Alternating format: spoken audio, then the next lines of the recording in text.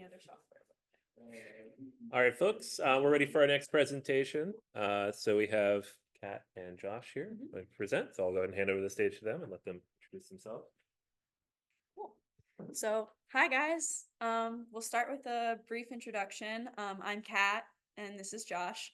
I recently graduated from Muhlenberg College with a degree in media and communication, and I'm an independent scholar, a journalist, a researcher, etc., with an interest in representations in different forms of media. I'm Josh Coslar. I'm a fight director and an advanced actor combatant with the Society of American Fight Directors and Fight Directors Canada, and I specialize in breaking down the taxonomy of martial arts to sort of its root core and its mechanical differences. And before we go any further, I would like to point out that we are about to talk about cultural and racial differences, and we are very Caucasian. We are incredibly white. In building this, we spoke to martial artists and fight directors from literally across the world, including Damon Stith, president of the Historical African Martial Arts Association, including Mike Chin, a fight director with the Society of American Fight Directors, and a Shifu with the International Wushu Organization, and many others. So we did this with as much care and attention as we could, recognizing that, oh my goodness, we're so white. So here we're going to talk a little bit about the name of our presentation, and what it is Orientalist Misadventures, which is a play on the Dungeons & Dragons supplement that's been released and re-released, Oriental Adventures.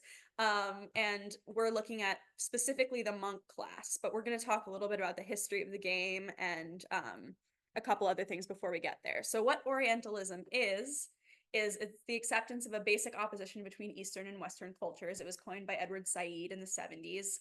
And we're talking about how Eastern martial arts are systemically othered in Dungeons & Dragons through the monk class. In Oriental Adventures 1985, which is the original version, which has since been re-released and revamped to be slightly less racist in the early 2000s.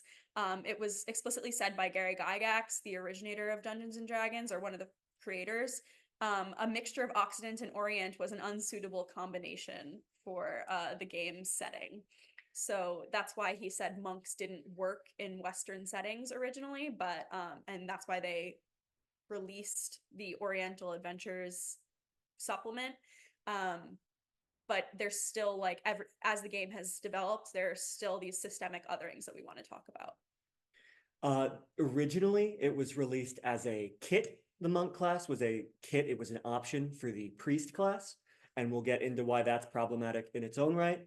And it later became part of sort of the psionic family of classes, and eventually worked its way into being a core class in the current edition of D&D, but always being treated as other and separate, both mechanically and narratively. Because, as Gygax said, accuracy would be unacceptable in his setting. He said accuracy would make the rules more fiddly and difficult to play, and was therefore unacceptable. That's an almost direct quote. So these are the editions we used in our research. In our methodology, we read through and took notes on all of these editions and any mention of the monk class in all of these editions, as well as many mentions of martial arts as a more broad concept in any edition. So Blackmoor is where the monk first originates, which is 1975, is written by Dave Arneson, the other originator of Dungeons & Dragons. He's commonly credited as the co-creator with Gary Gygax. It's one of the only supplements he ever wrote for the game. And it's where both the monk class comes from and where the thief class comes from, I believe, which eventually became rogue.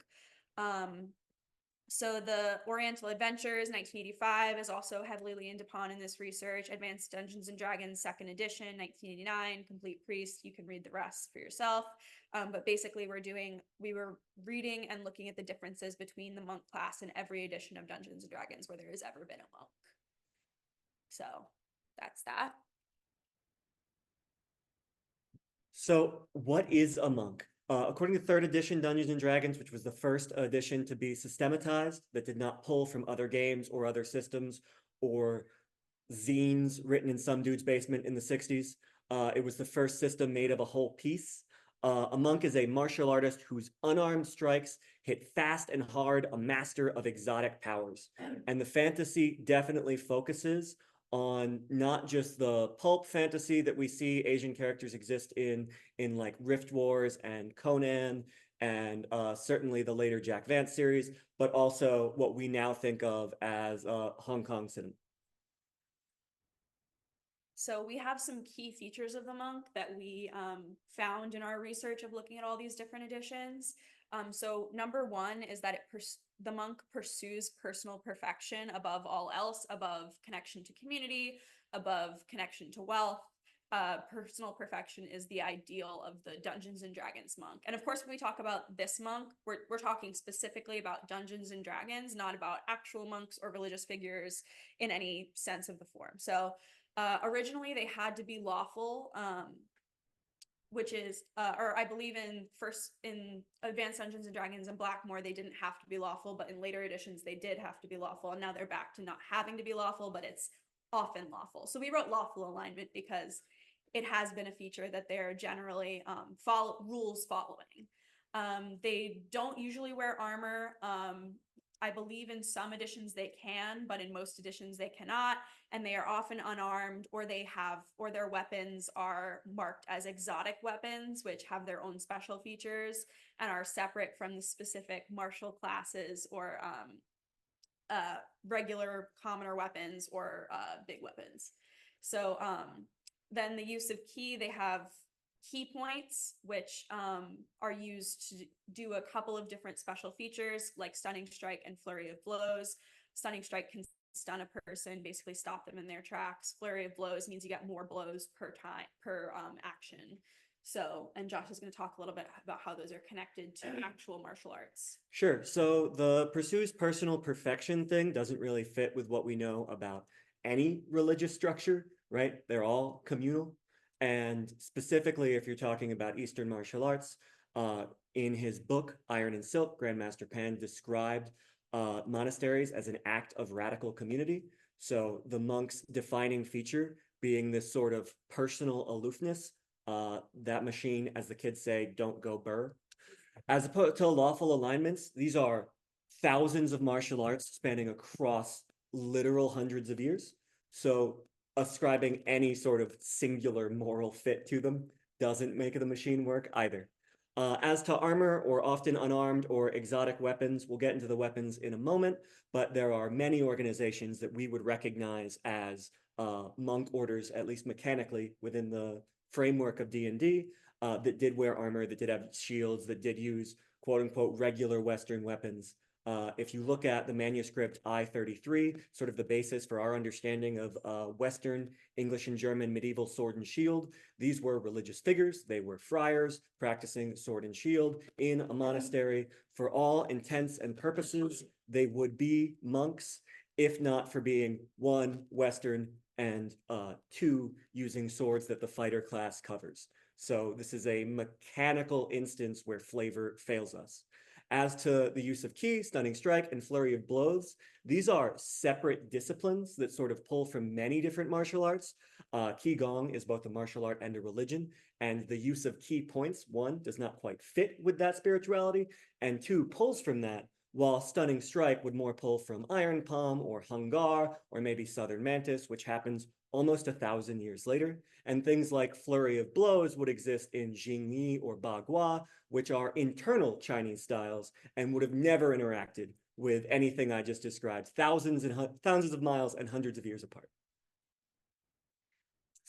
So as to monk specific weapons, we can look at a couple different versions of this, but essentially in up until 3rd edition, so through 1st and 2nd, Blackmoor and on, monk weapons required special feats or kits to use and were either reskins of extant weapons with different abilities, or were just classed as exotic and required completely different resources to use. Just for a second, for what reskinning means, it's similar to home brewing. For anyone who doesn't know, it's when you take the elements that are written into the game and you flavor it the way you want with an understanding with your DM or your GM, the person running the game, in order to make it more what you're looking for. You might change small elements of how it's played, but generally you're reskinning an existing weapon to look like the weapon you want. In the 2000s edition, or the 2000, they talk about these three weapons, comma, nunchuk, and I'm going to say this badly, shangham.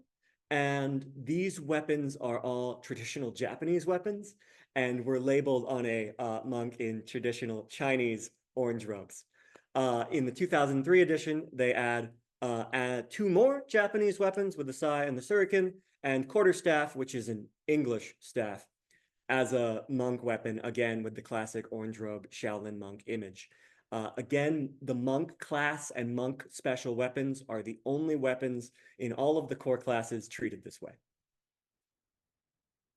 So we're going to talk a little bit about the way that the monk is systemically othered in the game of Dungeons and Dragons, and the 4 tenets that we picked out of ways that that is done is through individualism, homogenization of culture, mysticism, and limiting inclusion. So we're going to explain what all of those mean.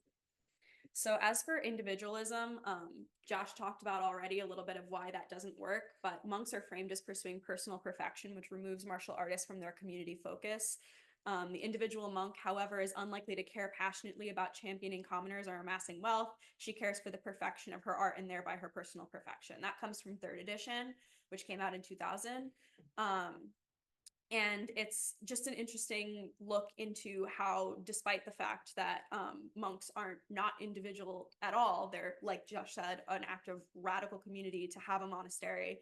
They are framed as pursuing personal perfection, and this individualism takes people away from systemic issues as well that are plaguing any culture. So by framing it as an individualist thing, you're taking people away from what caused them to become a monk and what caused economic things like that might have pushed someone into a monastery, being a second son, being a third son, not having money, being an orphan. Any of these things that might have historically pushed someone into a monastery are ignored in favor of individual pursuit of personal perfection. So homogenization happens 2 ways. The game picks and chooses disparate elements from many Asian cultures and martial arts and assigns them to one class. To quote the guys who did the thing, the martial arts described in this section aren't any real-world fighting style. They're a combination of generic martial arts maneuvers in the tradition of martial arts movies. That said, the subclasses of monk in modern 5th edition pull from many distinct martial arts and even mystical or spiritual beliefs. For instance, the Fist of the Five Elements, or Way of the Five Elements, as it's called in Tasha's Cauldron of Everything, pulls really distinctly from the Taoist tradition of Wuism, which are these basically Taoist sorcerers.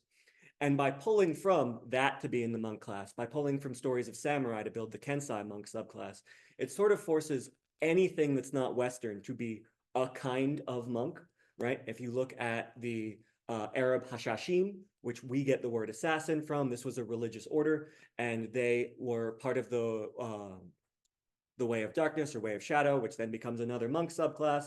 After 3rd edition, anything that's not Western, instead of being allowed to be a fighter, a wizard, a sorcerer, anything that lets that story be told, it is a kind of monk. And that means you are limited to telling those D&D monk stories about individualism and perfection. It doesn't give you any of the breadth or depth the other classes have access to. Yeah, another thing about this is we read the book Virtual Orientalism by Jane Naomi Iwamura, which is talking about the trope of the Oriental monk, and specifically how the trope of the Oriental monk is how martial arts has emerged in pop culture and how Eastern spiritualism has emerged in pop culture. And she talks about the fact that the monk always has to defend, and there's this idea of like righteous action, and that's another thing of the homogenization is like, yes, martial arts largely were a defense mechanism, but they were also used like in conquerings and things like that. So it's by homogenizing not just how you play, but the cultures that played and the history of those cultures, you're limiting what can be done. So mysticism. D&D explains the magic of monks differently than magic of any other class via psionics after 4th edition. So we'll explain what that means in a second. But in third edition, they say a monk's training is her spiritual path. She is inner-directed, capable of a private mystic connection to the spiritual world. So the idea that what is a mystical, religious, or spiritual belief is explained by a special type of magic is inherently kind of problematic, especially when that special type of magic is specifically psionics, is specifically separate from any other kind of magic and is point-based as opposed to spell-based as all the other spell classes and magic classes are, where you get a certain number of spells at each level and you can take on and learn them. And then once you perform them, they're gone. Instead of that, it's you get a point, and 1 point equals 1 spell, and the spells can do this much, and that's how it works. So it's by explaining the magic differently, it's inherently othering this magic system and this religious belief system and this spiritual belief system. To speak a little bit about psionics specifically being different, psionics gets introduced in D&D in 2nd edition, and it is distinctly about bringing in sort of the aberrant and sci-fi parts of the pulp fantasy genre, as you might see in Rift Wars or the Eternal Champion series, and sort of bringing this kind of organic, almost X-Men mutant style kind of biological chaos into this world of fantasy, which is a beautiful story to tell. However, as of right now, Monk is the only core class that uses that point-buy psionic system, and it looks like in the next edition of D&D that will also be the case. This key point system, one, does not fit any visual metaphor of any culture that talks about key. There's usually sort of more holistic way of using in drunken style, especially in Northern Shaolin, they will talk about your belly being full of ki and this creating a rocking motion, but you don't spend that. That's your identity. And so the idea of this sort of aberrant psychic force being something you spend your identity points on becomes even more othering and distancing from the rest of the way the mechanics of the system work. So limiting inclusion by not providing the tools to tell a story without homebrew, which is the same thing as reskinning, kind of. It's the idea of making your own story outside of the predetermined modules that are sold by Wizards of the Coast. You limit what tables will find that story acceptable. And this is a quote from Gary Gygax in the Introduction to Oriental Adventures 1985, but accuracy can often be unplayable or just unacceptable. It would mean more fiddly rules for details that would get in the way of play. And it was specifically in reference to including Oriental or Eastern cultures in the play of Dungeons and Dragons, especially in Western-centered campaigns. To talk a little more about that sort of limiting inclusion, it limits access to being able to tell these stories effectively and honestly to people that, one, know the stories already, right? Have access to that information either through their cultural upbringing or training, and are adept at modifying and using the system of whatever the current edition of D&D is. It sets system mastery, owning almost every book, having read all the Unearthed Arcana and playtest rules, as the cost for entry to be able to tell these stories. And not just the stories about the monk, this is true about anything that sort of escapes that pulp fantasy Western archetype, but the monk is a good case study for explaining that, hey, if you want to tell stories outside of this narrow line in this product that we're going to sell as sort of the universal answer to all of this kind of storytelling, you need to master the product. So as for future exploration, we talked about how can we fix it? How can Wizards of the Coast or other game designers do a better job of including disparate cultures, whether they be African cultures, Eastern cultures, whatever, but anything outside of this historically tokenized and Tolkienized fantasy idea. And as Josh just said, we put too much of the onus on players and DMs to do their own inclusion work. How can we include these cultures in the rules as written? So that's all we have for you guys today. If you have any questions, feel free to ask them.